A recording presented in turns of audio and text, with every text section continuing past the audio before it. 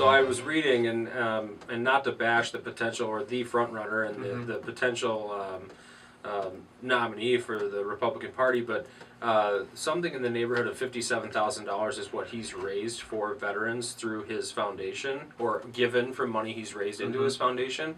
And to the Clinton Foundation, it's been $200,000 to $300,000 that he's given to the Clinton Foundation. So I thought that was a little bit interesting. And the money that the website that was created like Thursday at 9 o'clock in the morning. Right. And all the money that they raised, the $6 million through that website, went to his own foundation, not to a separate veterans, directly to the veterans, which is what he was saying. Well, he's saying it's all going to be distributed between, there's like 12. Yeah. So I hear you. It's like a little bit semantics. I thought it was a big media ploy.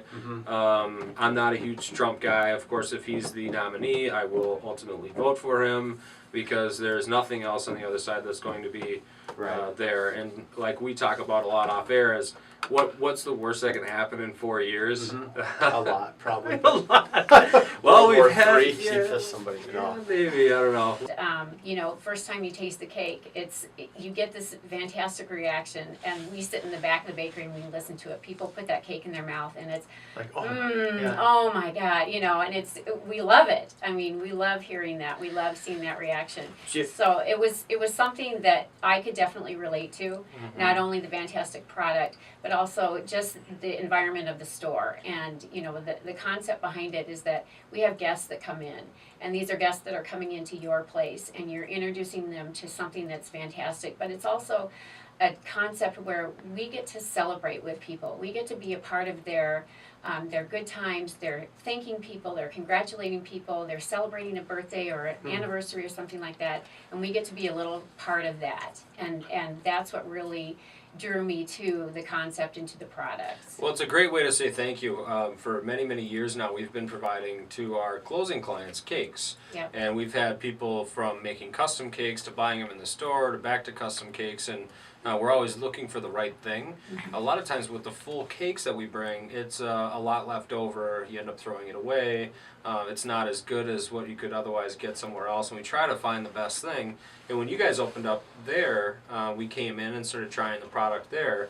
And what's great about your cakes for us as a client or customer or a guest, if you will, is that we can share that with our folks at the closing table in an easy way. And we can hand out these little buntinis, and they're cute, and they're as good as you could possibly imagine. So how do you deal with that? Because one of the stats is the Twin Cities Metro ended up with, in December, a 2.1 month supply of homes for sale, unprecedented low. So does that mean that the buying process has to be a lot longer because there's not the inventory, or do you just have to not be as picky? Yeah, it's less discerning, less picky on what it is that you're looking for. If you are in a position to need to purchase something, right? If you're like, you know, this is my year, I am not signing another lease. What we end up doing with folks, and by their direction, of course, either expanding our geographical location, and so now, and I see it a lot in our listing inventory, where the feedback that I'm getting on homes that I have on the market, they'll say, you know, we just opened up to Burnsville, or we just opened up to Plymouth because we wanted to live in Maple Grove, but we're expanding our search out because we're not finding what we're looking for. So that's a lot of just the grassroots feedback that we're getting from buyers out there on our listings. And so part of that, again, is expanding that geographical location. Another thing is fudging with the price point a little bit. So if you're approved up to 300, but you're like, you know, I'd really like to be 230, 250, somewhere in there. Some folks, on their own, are bringing their price points up a little bit and saying, well, you know, we're going to be here for quite some time. Let's spend a little bit more money right now. Of course, we can still afford it, but we might not have to go out to dinner 5 times a week, only twice a week. Right. So, well, should I buy before I sell? Can I? So that's one of the stressors. So talk about that real quick. Just had a meeting this past week with some folks, and if you can do that and you have the ability to, it's the best position for you to be in.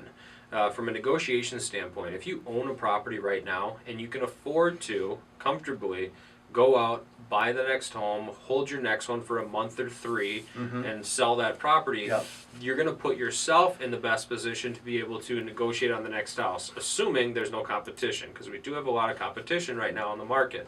The reason I say that is this: very rarely right now in our market are sellers accepting contingent offers.